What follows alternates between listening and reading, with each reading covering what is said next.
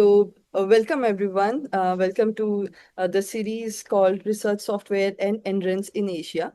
NRENs are the National Research and Educational Networks, and we are doing this series as part of the Memorandum of Understanding that was signed between the RSC Asia Association and the Asia Pacific Advanced Network in 2025. In some of the So today's episode is our third episode of the series, and some of the prior episodes have been about connecting NRENs and research software in Asia, where our guest was Liana, who is General Manager for Asia Pacific Advanced Network. The next episode was about research software and environmental research. So that focused a lot on environmental research and open data, open sharing, and open science practices. Um, and we also had a community webinar with Mohammed Mustafa from DataSite, who explained how, as either individuals or as organizations, we can connect all our research outputs through DataSite, DOIs, and other persistent identifiers. So, what's today's session about? Our guest for today is Victoria Caplan. She is head of research and learning support from Hong Kong University of Science and Technology. And um, I would like to invite my co-facilitator and co-founder Saranjeet to introduce herself, and then we'll get ahead with the rest of the episode. Thanks, Jyoti. Hi, everyone. I'm Saranjeet. I'm the co-founder of RSC Asia with Jyoti, and I'm very happy to be here and listen to all the conversations around libraries and how research software or software is changing the role of libraries in our evolving world. So, thank you. Okay. Thanks. Thanks, Okay. Saranjeet.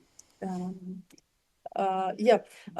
So, in today's episode, as we said, we would be focused on working in libraries, research support, digital scholarship. If you are interested in research software or technical skill development, this is also a place for you.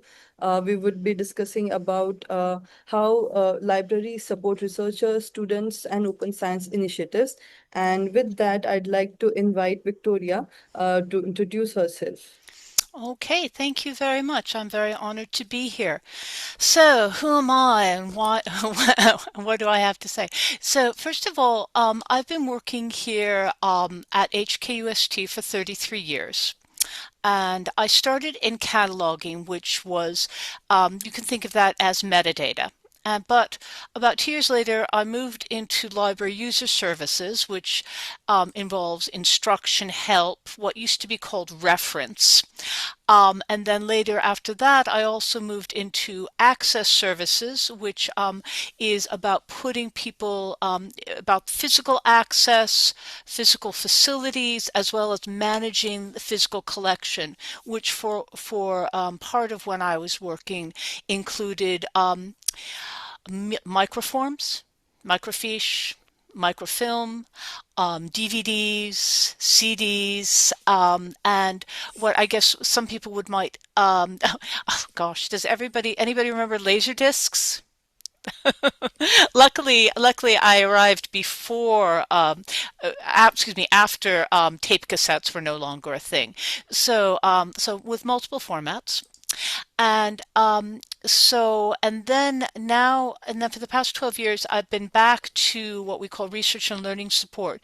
And in that way, we do a lot to um, help researchers not just connect with material, but also manage their research output, which is a growing role in librarianship. With open access things, with maintaining data repositories, and also doing library instruction. Now, my academic background, I had a BA in Asian Studies with a China concentration. And then later I got my Master of Science in Library and Information Science. And then after I'd been here at UST for well over 10 years, I also got a MPhil in cultural anthropology, which was also very useful because having gone through an MPhil process, I felt yeah, I've been there. So I'm better able to support our research postgraduates as well. So that's me. And so digital preservation and digital scholarship are also a growing interest for me as well. So I'm continuing to grow and learn and want to share. Thank you, Victoria. I'm very sure our episode today is going to be really interesting with all the depth of knowledge that you are going to share with us. Oh, thank you. Um, I hope so. I can already hear a lot of new concepts and knowledge. I'm sure our audience will find it quite interesting. Um, Before we go into the discussion part, I would like to share that we have an RSC Asia survey going on, and there is also a referral with some cash prize for that. It is very important that we hear the feedback from the community, which will help shape the voices for the community. Um, and yeah, with that, we would go into the first session, the discussion session, and for that I hand it over to Saranjeet. Thanks, Jyoti. I was just going to type on the chat if you'd like to share the link to the survey. Yeah, But yeah, yeah, Oh, okay. and So and I also just shared the link to HKUST library website. perfect.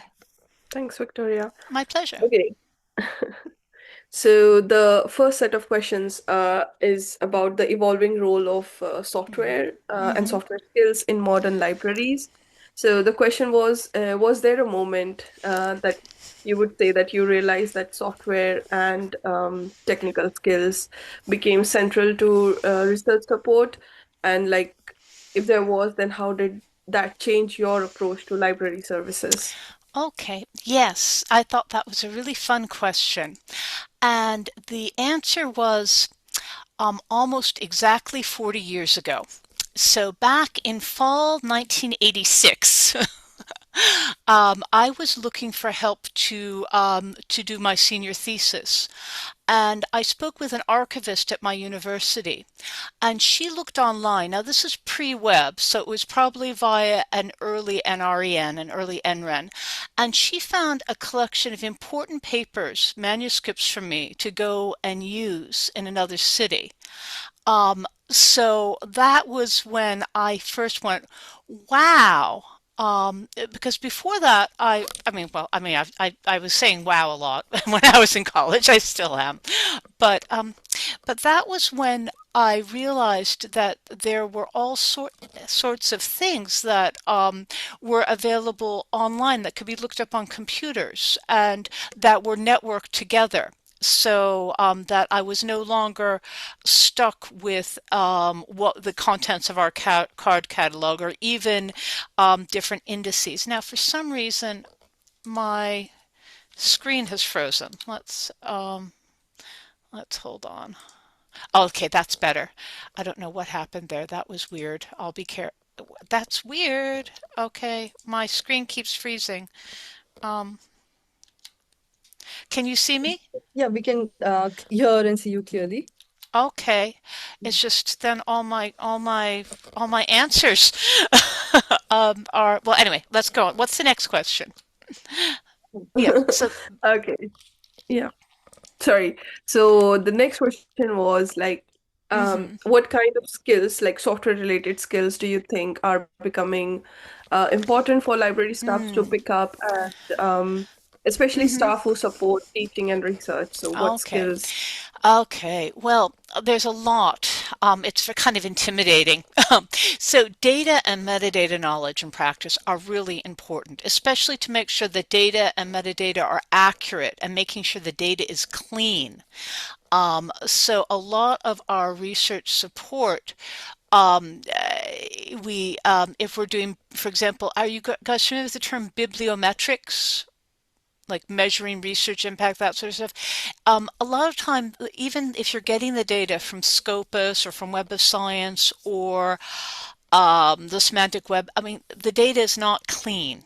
I mean, so many people have, for example, more than one Scopus ID.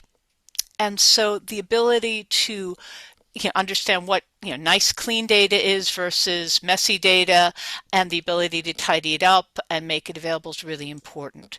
And so then also reference management. So not only do you need to understand reference management tools like BibTeX or Zotero or EndNote, you also need to be able to, first of all, teach other people how important and useful that is, and to use that. So even at this late date, I'm still sometimes introducing people to Zotero or these other important softwares. So also, um, since for the last 30, 40 years, the integrated library systems, these are the systems by which libraries acquire materials. They record where the materials are, whether they're physical or online, and who has access to what, and who's borrowed something, where it's at, inventory control. These are all called integrated library systems. And there's a number available on the market. There's also some that are, shall we say, homegrown. There's open source ones. So the ability to use those and to update them, to modify them for local needs, and to also use those systems also to do analytics is also very important. So first of all, for librarians to be able to understand their users, understand their collections, but also to offer new services.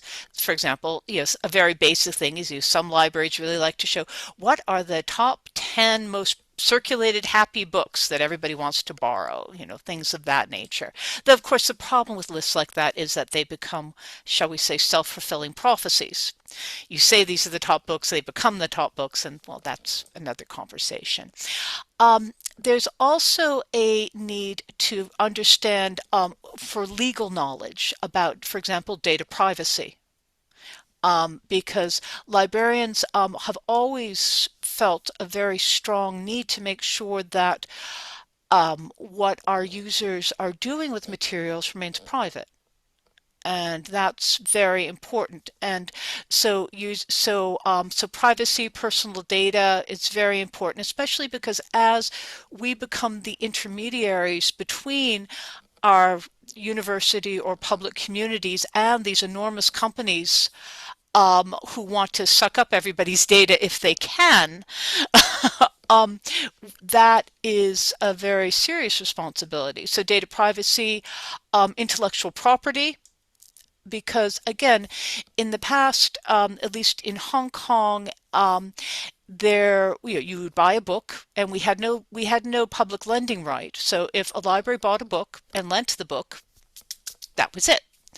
Unlike, for example, the UK or Canada, I think Australia also has public lending right where you have to keep track of how many times something has circulated, so then you can send a little bit of money back to the author. Um, but there's also now, especially if we interact with different publishers, some publishers will say anybody who is on campus can look at it. Other ones will say anybody who's on campus or logged in can look at it. Um, Others will be more particular, saying that no, only, even though it's an e-copy, only a single person who's logged in can look at it at a time. Digital rights maintenance or management, excuse me. And also, of course, cybersecurity. I mean, luckily it wasn't, um, our library does not manage Canvas. Did everybody in India get hacked with Canvas as well recently?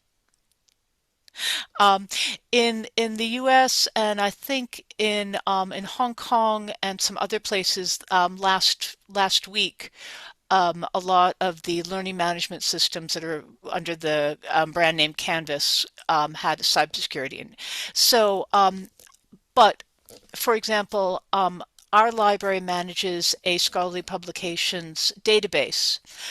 We have author-accepted manuscripts which have been posted and other things. And from time to time, in the last, especially with all the web scrapers, we've been having to kind of fight things off because if too much tries to, if you get too many requests at once, you could end up with not being crashing your system.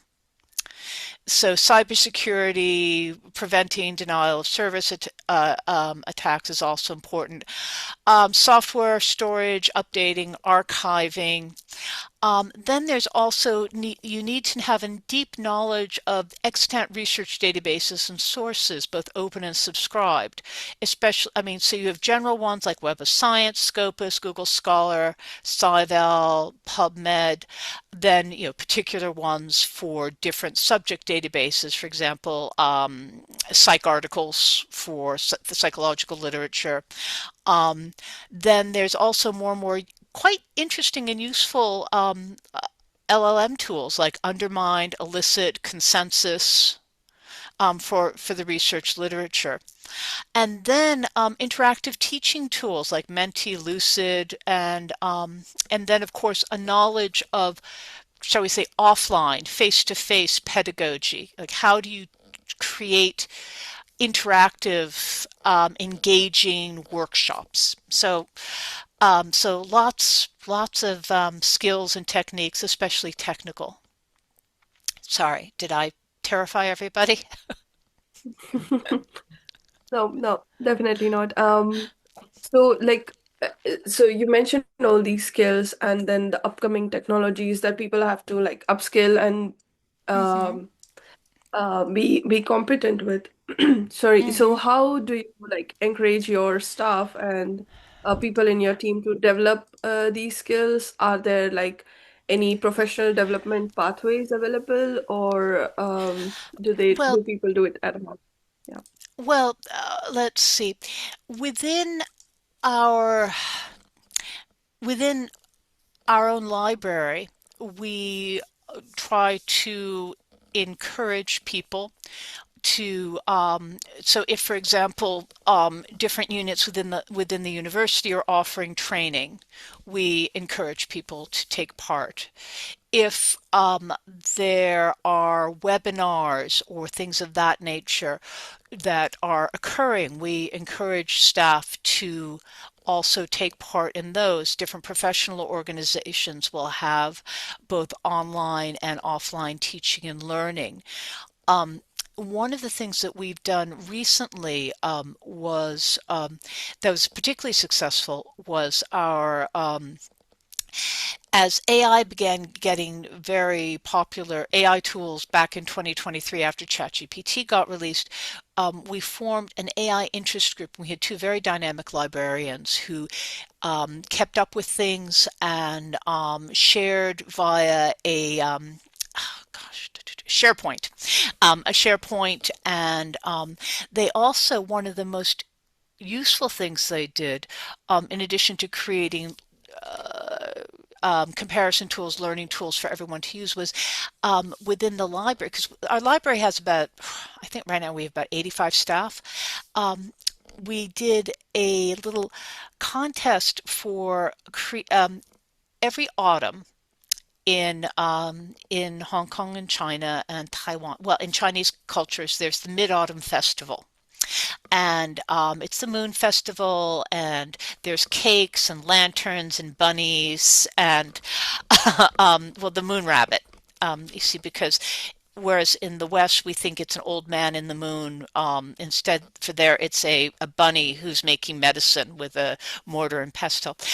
So the AI interest group held a library staff fun workshop where we learned how to use different free image generators, and then we had a contest to see who could make the cutest, most fun Mid-Autumn Festival image, and it was then voted on by all the staff. They could, for likes or whatever, and then we were using that to then we put it on our library webpage, on our Facebook and social media, like Happy Mid-Autumn Festival, and look at this. So I think by making a fun hands-on activity for the staff, because part of I think teaching anything is you need to make it relevant and useful and non-intimidating. So that was good. Um, and then getting back to it, so it's important to give staff time to do things. Another thing within our library is that we also now encourage people that, well, that if they do some sort of learning experience, especially if like say attending a conference, they're asked to then create a learning note, just a short thing on our to share with staff where we share what we learned, but also how do we think we would apply it. So that also is important.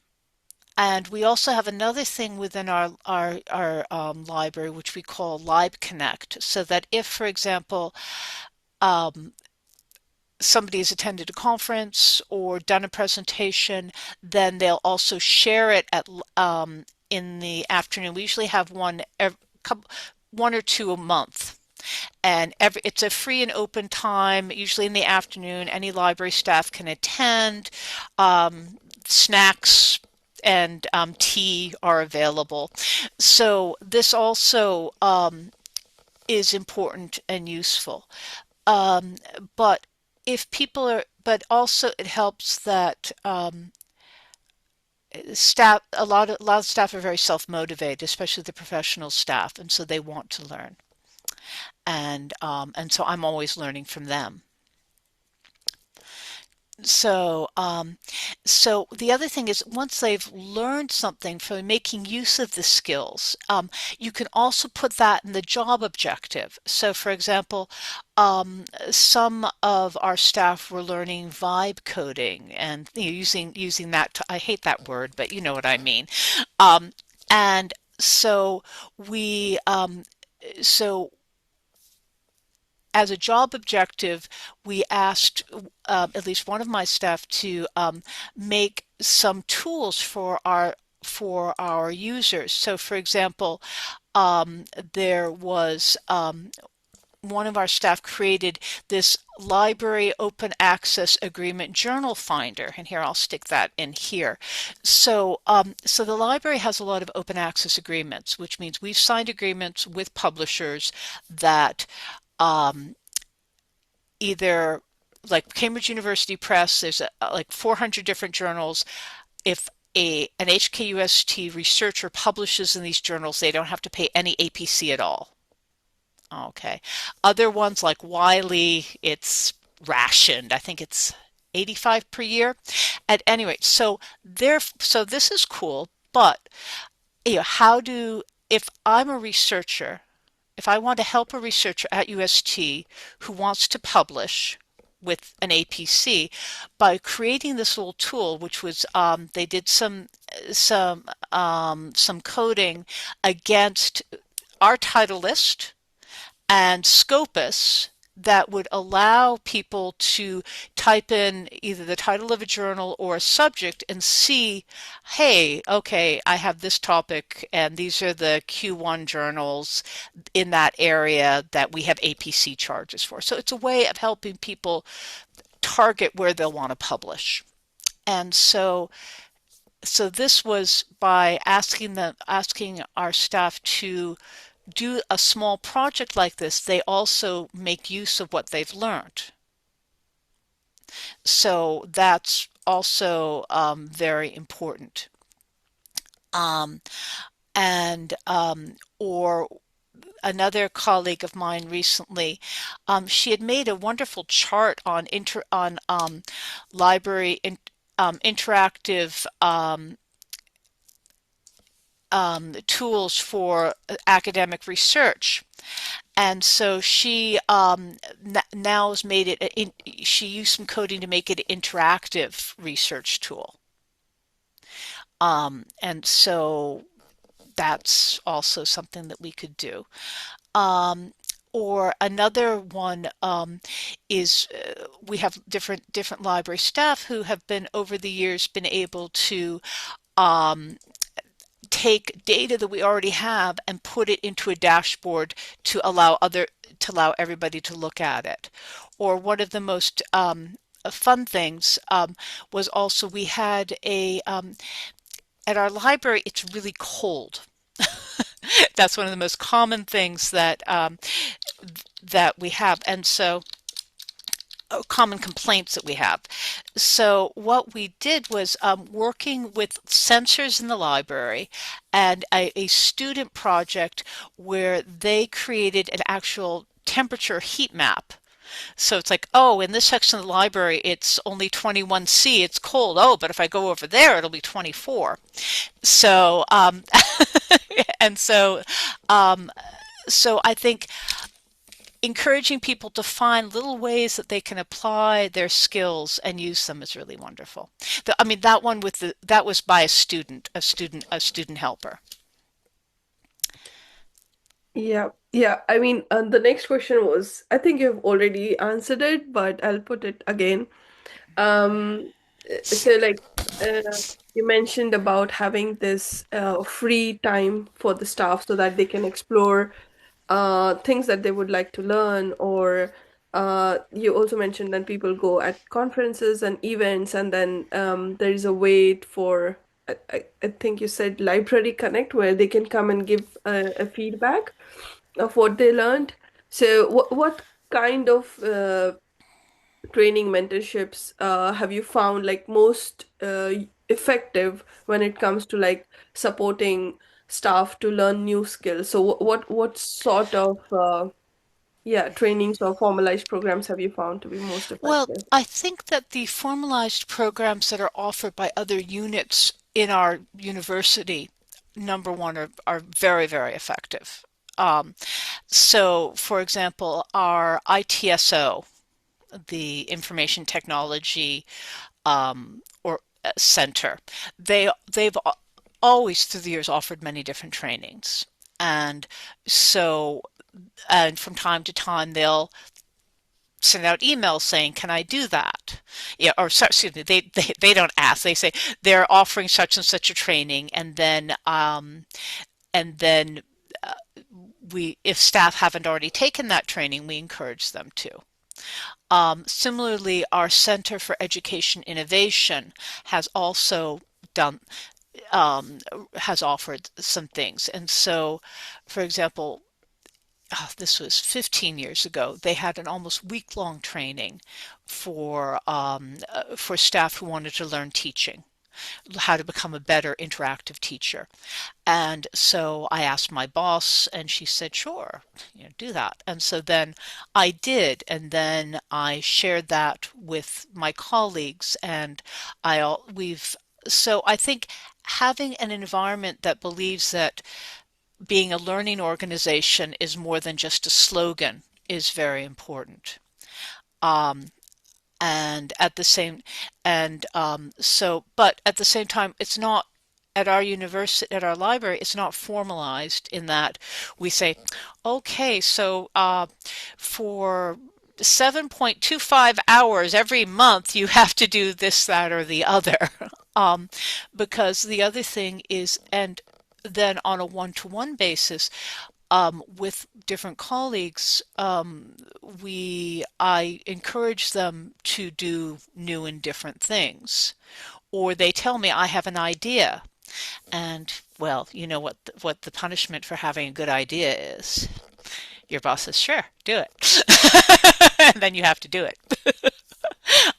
No, so I think that that is also very important. And I think that at my age, it seems that, you know, early career people, that's really a time when they're so curious and developing skills. And so, as a mentor or older librarian, I really try to encourage them. Another thing I also do is to encourage them to publish or to try to join into their community of practice. Yeah, I mean, personally, I've found communities of practice to be the most helpful when it comes to like upskilling, because there's so many people that come into these spaces, and You get to learn so many skills that you would Mm-hmm. not learn like in your day-to-day job. So, and then you can take back those skills to your work. Absolutely. Um, Yeah. yeah, I'll hand it over to Jyoti for the next set of questions now. All right, all right. So, speaking of skill building, so yes, definitely. So far, I have also found hands-on learning and group learning to be one of the most effective ways. So, Victoria, what do you think are some mistakes or misconceptions that future library professionals should avoid when approaching software or technical work? And just for people, I have switched off my video because I had some weak connection. But yeah, I think we can do with voice. Over to you. Okay. I'm sorry. So the question is what mistakes people can avoid? Yes, Um, yes. let's see. I think one mistake that people can avoid is to think that getting lots and lots of certifications and different things without applying it within their day-to-day context of work will not be especially effective. Okay, that it's that so if that sometimes if people get a they spend hours outside of the office trying to get a certification in something, you know, that they've gotten this profession this thing that says that they've now learned to manipulate data well.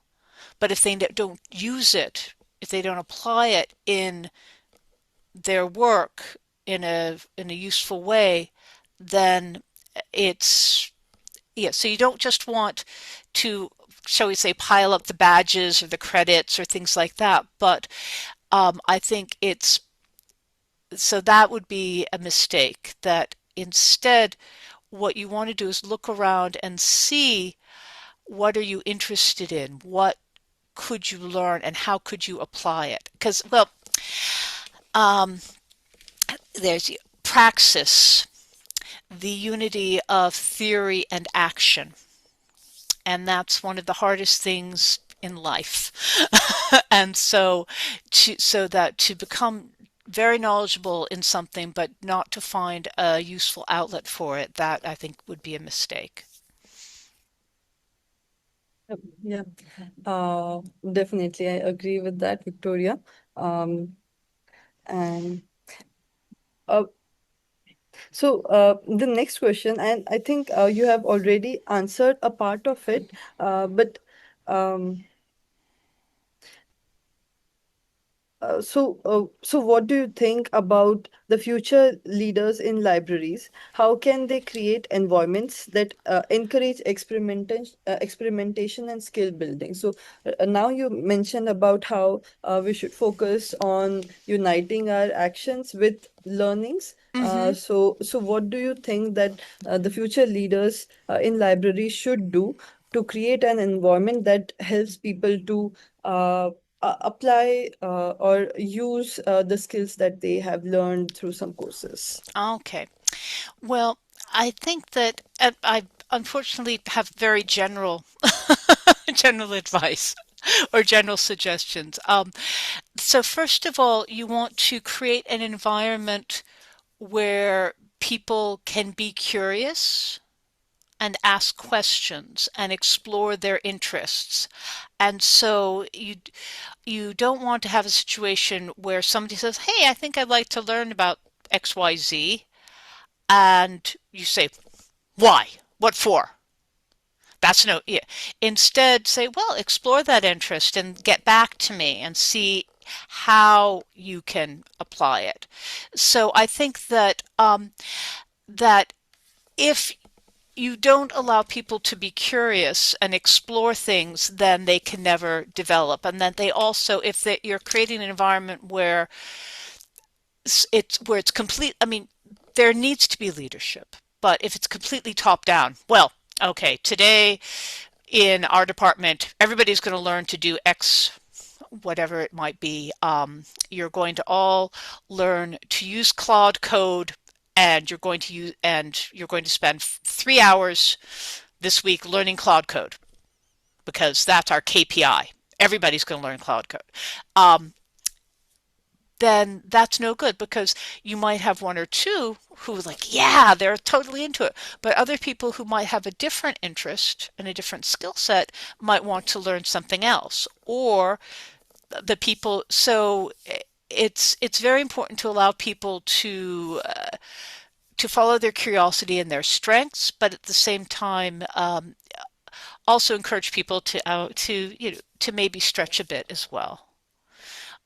So I think that's also very important.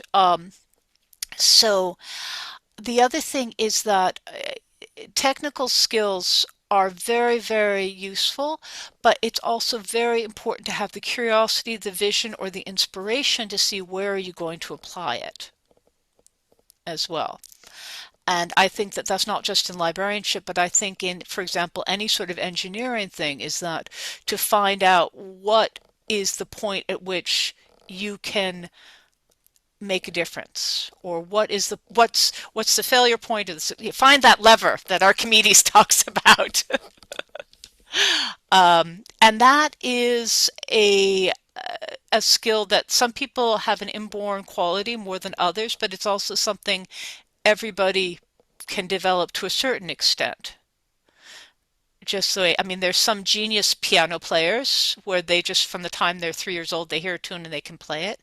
And there's others who have to work for 10 years to be able to play a very basic piece, but eventually they can get there. And so to be able to help them in that way. So um, the so I think that does that answer a little bit, or do you want me to go Yeah, on? yeah, yeah, it definitely. I think that's a good advice for people.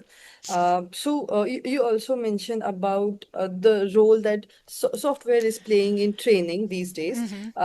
What do you think that what role should professional development and lifelong learning play in library career shaped with softwares? Well, I think that what we always need to do is to remember that the software is for a purpose and that the software sometimes will change. And so, therefore, to be flexible enough to know that, okay, I learned Mark coding 30 or 40 years ago, and now we're learning Dublin Core, and then we're going to be learning some other different types of things. But what's the purpose? It's all to be able to create accurate metadata so that people can search and find and refer things to each other. So I think that, and so I think that is very important to allow people to to try to, you have both a distance view. What is this for? What do I, okay, I need to be able to do, I need to be able to keep track of all my own research, okay, in terms of what I'm reading.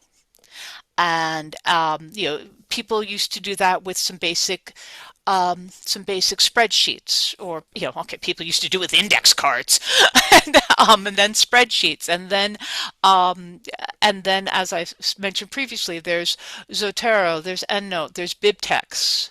And these softwares, now I mean, BibTeX has been around for at least 20 or 30 years, and the LaTeX community is like really into that as well. Um, but there too, there was one instance where a researcher came to me gosh, about 6 months ago, and they just had a book accepted, and they had written the book, and they had used, I think, APA style endnotes. And the publisher said, that's lovely, but what we want you to do is use Chicago style footnotes. Or maybe it was the other, no. Anyway, and I said, well, just do your reference management software. You can do it. And they're like, I didn't use any. was like, what? And so this was so I worked with one of my colleagues who's very good at coding, and she was able to come up within a day or two of some coding that would be able to take those references and transform them into the desired format instead of that person or that person's research assistant having to retype everything for 5 days. Um, and it was also a good teaching moment to say, really, you need to use referencing software management. Um, so I think that so so both the long view and the near view.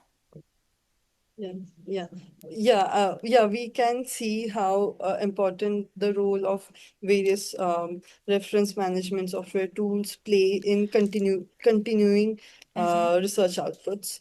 And with that, I'll hand it to Saranjeet for the next segue. Yeah, so like in the final set, there are like two main questions I would like to ask. Okay. Uh, so the first one is how would like it's about managing constraints, like everyone has limited time, so Certainly.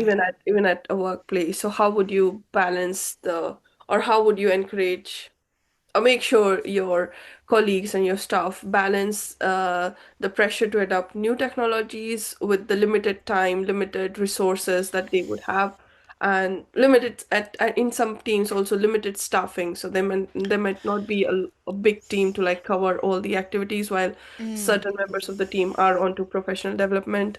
So mm. how do you manage that in your? Well, I think I'm in middle management, so you got to manage up and manage down. And so luckily, sorry, so luckily I have a management team within the library in the who are very, very supportive of professional development and really not only encourage it but expect it. So therefore, if the higher ups say, yes, professional development and achieving these new skills are part of the job objectives for this reporting cycle, then that helps. The other thing, and so with, but yeah, the limited time. So the other thing is that you also need to be able to tell people that if our staff need to spend such and such an amount of time learning to do something new, they will not be able to have time to do other things. And so, therefore, as and now we get into management speak, but you have to sometimes uh, evaluate what you're doing and see what are you doing that you're just doing because you've always done it and it's not really so important anymore, and maybe you can quit doing it. And that's hard because sometimes it's something you really love. Um, and and so the management speak is pick the low hanging fruit. What sort of thing could you do that you can tell people our staff are going to learn to do such and such in order to do such and such, and we're going to be doing it within these 10 months. But because of that, we won't be able to do this other thing we used to do. I believe that in some writers, they talk about when they're editing, you have to kill your darlings, meaning you have this wonderful paragraph that you love so much, but you don't have enough space for it. So, um, and so getting back to metadata and managing metadata, um, the nowadays, a lot of metadata comes from the publishers already. Some of it is not very good. I mean, just in terms of what in library land we call authority control, meaning that people's names are not properly distinguished, or the same person will in one record will have their year of birth, and in another one it will have their year and month of birth, and that gets messy. Now, back 30 years ago, librarians spent a lot of time making sure everything was clean and beautiful. One of my bosses says it's like we were doing Savile Row bespoke suit metadata, and now it's fast fashion. And part of somebody who believes in wanting to keep things clean and good in terms of metadata, it's a bit painful. But at the same time, there's a lot of other things that mean more to our users. So, and so that is one of the things, is that you have to make choices as to what best serves your users, your organizations. When I say users, I mean in our library, our students, our faculty, our staff, our researchers. So, on a similar note, like we just spoke of how the management would look at learning and development opportunities, what's like one piece of advice that you would like to give future librarians or like early career professions who are into these roles, and how can they future-proof their career? And yeah, Okay, well, one thank you. piece of advice. Okay, well, you asked for one piece, but I'm going to give you more. Sorry.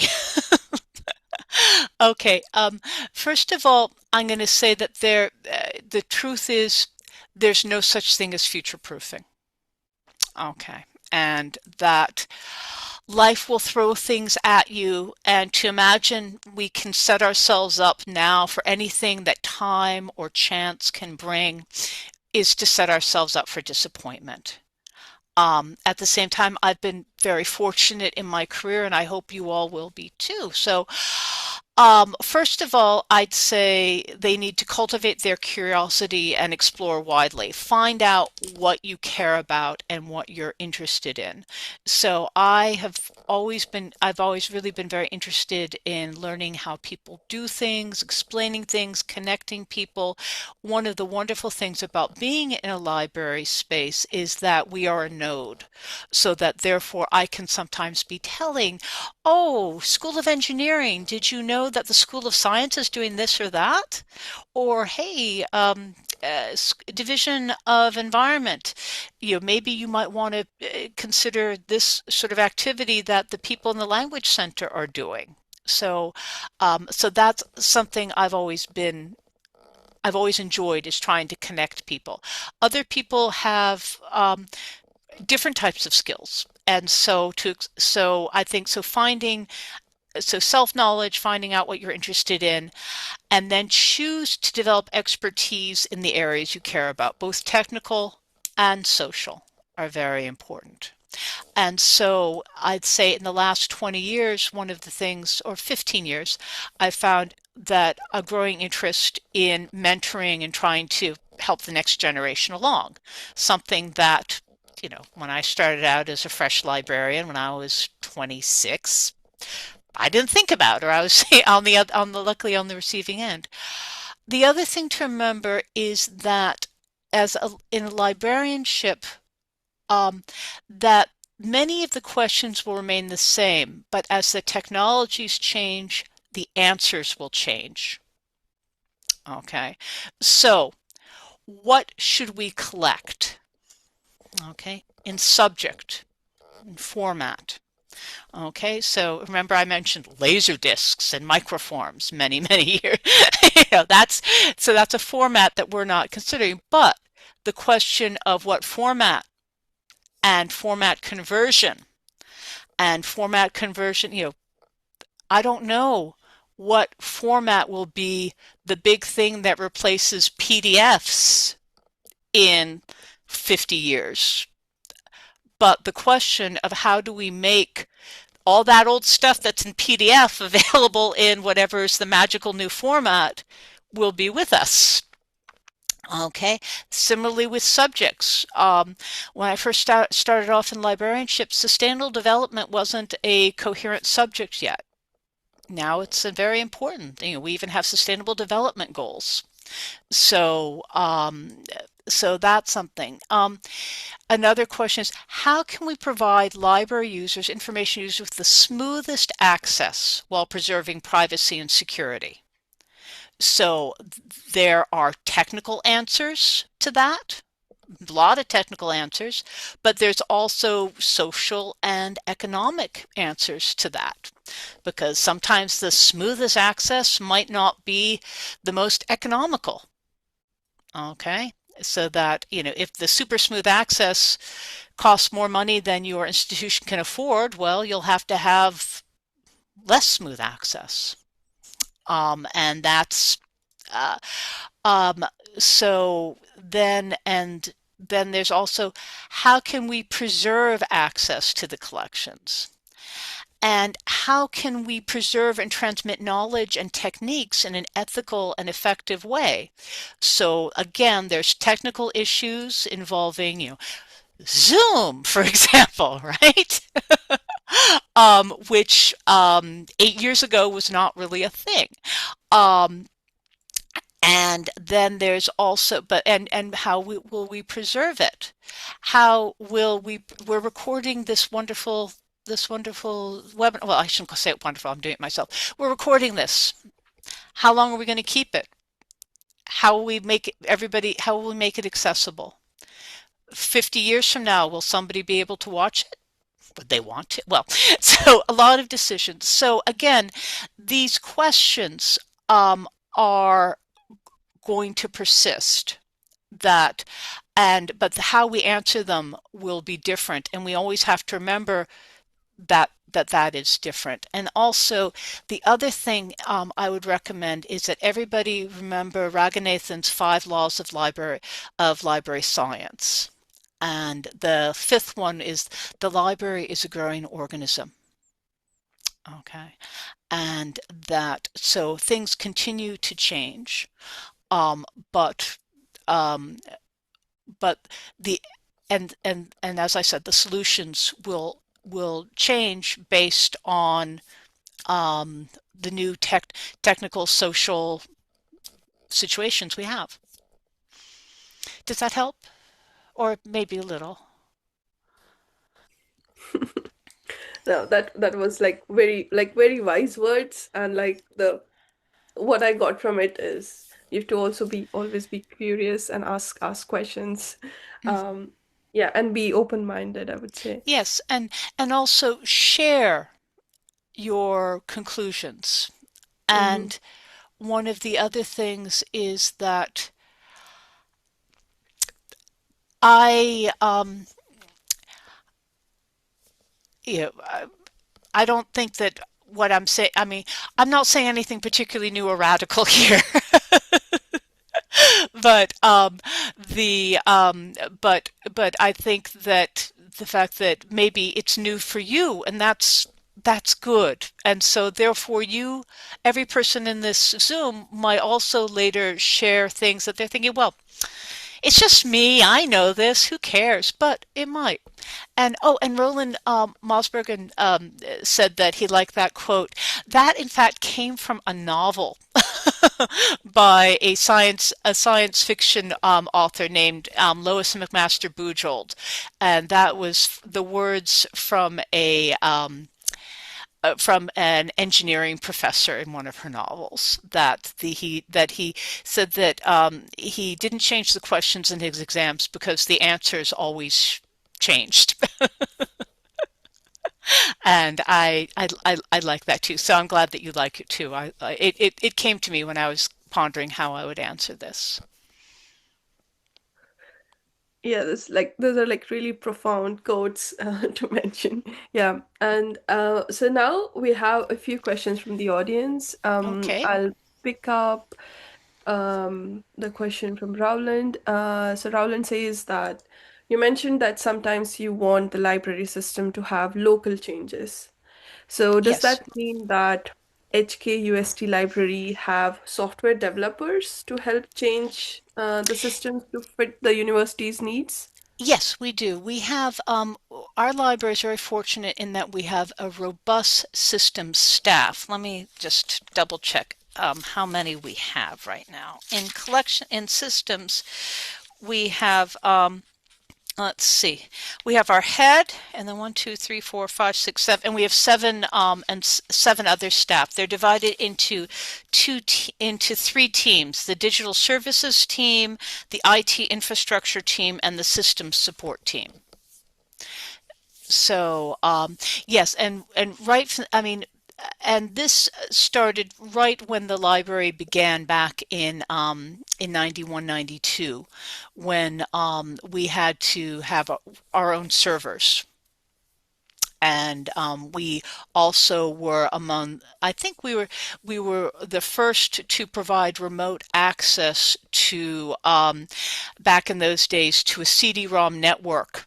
Back when ProQuest was all on CD-ROMs, that people were able to access these things off campus. And we were also one of the first libraries, I think, to create our own web page, or close to it. I mean, in Hong Kong, in Hong Kong.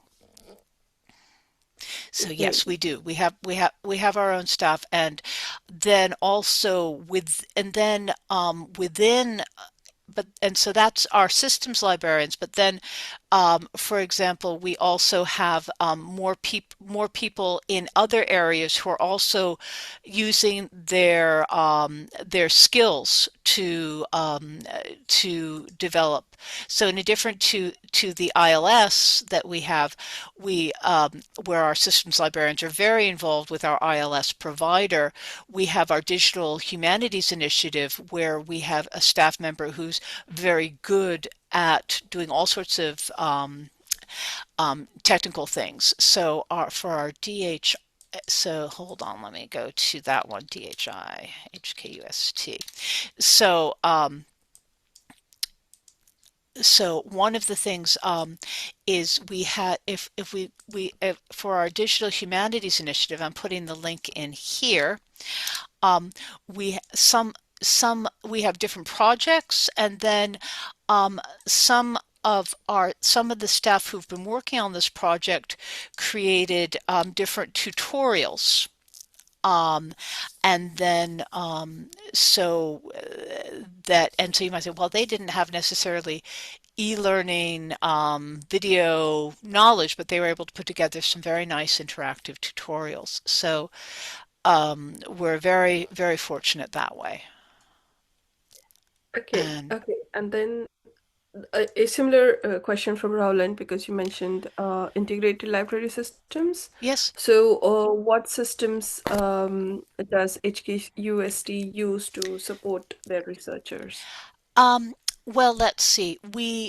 Our our integrated library system is an ex libris product. But then Ex Libris was brought by ProQuest, which was bought by Clarivate. So anyway, so we use Alma, and it used to be called Primo, but it's a different one. But anyway, so Alma's our back end, and we're going to be transferring to NDE for our front end very soon. However, for our research support, we also use Dataverse for maintaining data space, and we are also using, oh gosh, trying to remember the name. Okay, so here, let me just so if we go to HKUST SPD, yeah, so